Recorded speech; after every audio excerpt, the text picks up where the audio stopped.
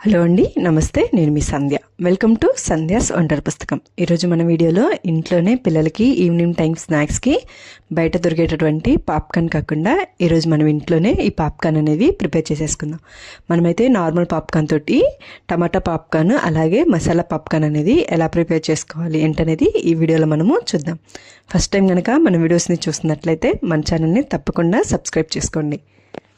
ముందుగా మనము normal popcorn ఎలా ప్రిపేర్ చేసుకోవాలి ఏంటనేది చూద్దాం. ముందుగా స్టవ్ మీద ఇలా మందంగా ఉండేటటువంటి కళాయి కానీ రైస్ కుక్కర్ గిన్నె కానీ పెట్టేసుకోండి. ఇందులోకి 1 టేబుల్ స్పూన్ వరకు ఆయిల్ అనేది యాడ్ చేసేసుకోండి. అలాగే చిటికెడు పసుపు, 1/2 స్పూన్ వరకు సాల్ట్ని యాడ్ చేసేసుకొని ఒకసారి వీటన్నిటిని బాగా కలిసే విధంగా కలబెట్టుకోండి.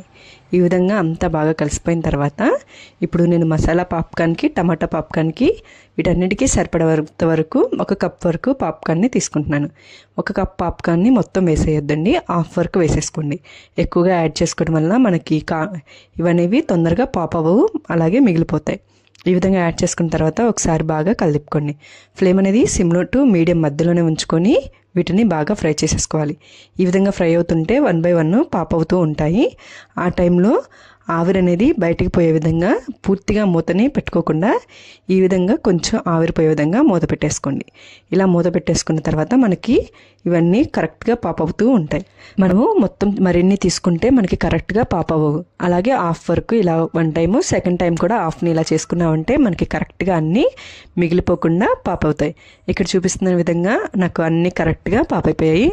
సీడ్స్ అనేవి ఇంకా ఏమీ లేవు. ఇప్పుడు స్టవ్ అనేది ఆఫ్ చేసుకొని వీటన్నిటిని కూడా ఒక గిన్నెలోకి తీసేసుకుంటున్నాను.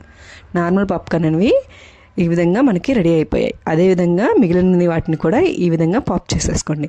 ఇప్పుడు మనము టమాటా ఫ్లేవర్ పాప్కార్న్ అనేది ఎలా ప్రిపేర్ చేసుకోవాలి ఏంటనేది చూద్దాం.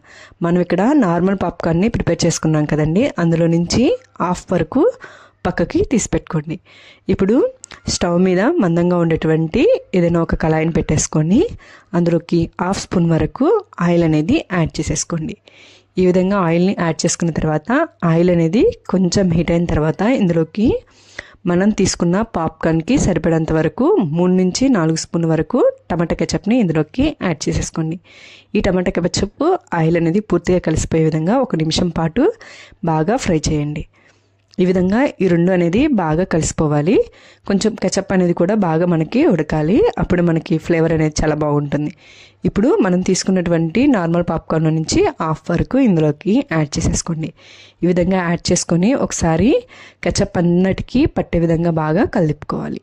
ఈ విధంగా మనము 1 నిమిషం పాటు వీటిని టమాటా కెచప్లో ఫ్రై చేసుకున్నామంటే ఆ కెచప్ అంతా మనకి పాప్కార్న్కి పట్టేస్తుంది. ఈ విధంగా మనకి టమాటా కెచప్ అనేది మనకి పాప్కార్న్కి కరెక్ట్గా పడుతుంది. ఇలా కలుపుకొని ఇప్పుడు స్టవ్ అనేది ఆఫ్ చేసుకున్నామంటే మనకి టమాటా ఫ్లేవర్ పాప్కార్న్ అనేది రెడీ అయిపోతుంది. బౌల్లోకి తీసేసుకొని హ్యాపీగా మనం ఈ టమాటా ఫ్లేవర్ పాప్కార్న్ని ఇంట్లోనే మనము ప్రిపేర్ చేసేసుకోవచ్చు. సెకండ్ వచ్చేసి మసాలా పాప్కార్న్ అనేది ఎలా ప్రిపేర్ చేయాలి ఏంటనేది చూద్దాం. ఒక గిన్నె తీసుకొని అందులోకి 1/2 స్పూన్ వరకు ఉప్పు, అలాగే చిటికెడు పసుపుని, అలాగే 1/2 స్పూన్ వరకు కారాన్ని, అలాగే జీలకర్ర పొడి 1/2 స్పూను, వీటిని అలాగే ఆమ్చూర్ పౌడర్ కానీ చాట్ మసాలాని కానీ 1/2 స్పూన్ వరకు తీసేసుకోండి.